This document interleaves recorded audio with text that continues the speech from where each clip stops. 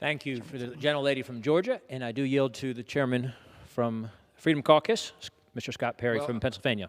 I thank my great friend, Mr. Good, from the state of Virginia for helping host this special order and being here in my absence. And oftentimes I think that we make this partisan. Republicans are seen or characterized as unempathetic, uncaring in the face of so many tragedies. Of course, it couldn't be further from the truth.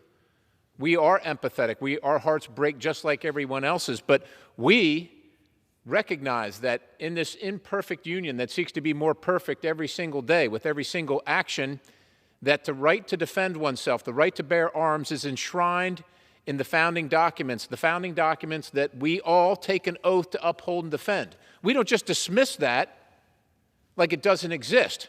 We understand that, unfortunately, there are evil people in the world and that this right exists, given to us by God, outlined in our Constitution, so that we can defend ourselves from any assailant, from any attacker, because we have the God-given right of liberty and of life.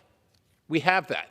And so we seek some kind of protection for ourselves that also protects our God-given rights, but doesn't allow the criminals to prevail upon us in our homes and in our business and on the streets. Yet right now, while Americans are suffering the worst cost of living in 40 years, I know the administration doesn't want to talk about it right now, while violent crime up 30%, an unprecedented rate, not told to us by Scott Perry or Bob Good or Ralph Norman, but by our FBI. Unprecedented rise in violent crime. Right now, right down the hall, instead of dealing with the rise in crime, instead of dealing with the fact that DAs supported by the extreme radical left are letting criminals out on the street, not dealing with the issue that millions of people are flowing across our border, certainly laced with a certain criminal element with no regard to American laws, coming across our border, notwithstanding the fact that some of the people that lead our country at the highest levels bailed out violent criminals and paid for their bail to be on the street to then assault and assail their neighbors. That's all happening right now. And down the hall, as we speak, our colleagues on the left are trying to reinstitute the assault weapon ban. The assault weapon ban that they know since 1994, when it was instated then, did absolutely nothing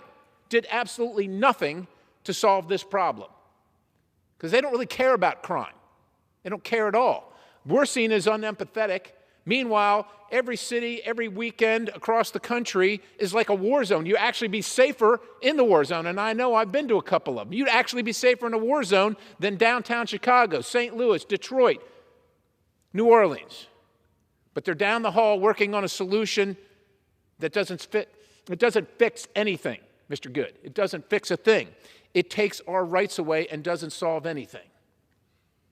We're here because we believe that Americans have the right to defend themselves, to be free, and to be safe in their homes.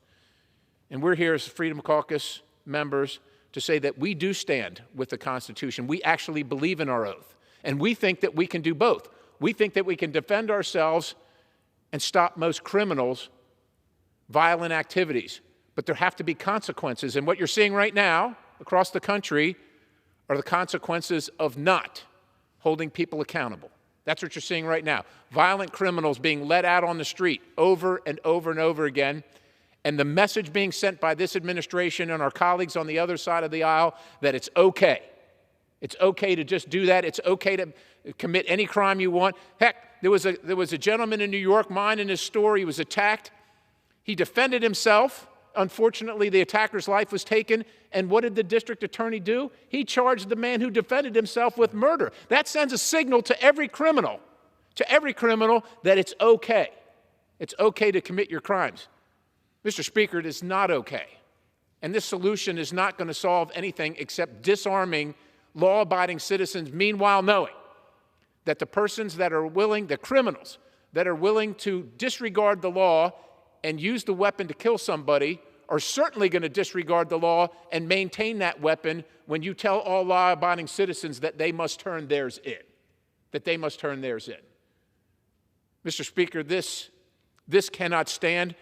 We are here today to say that no matter what happens down the hall, no matter what vote they bring out of that partisan-led committee to disarm America, that we will oppose it with every fiber of our being. We will oppose it.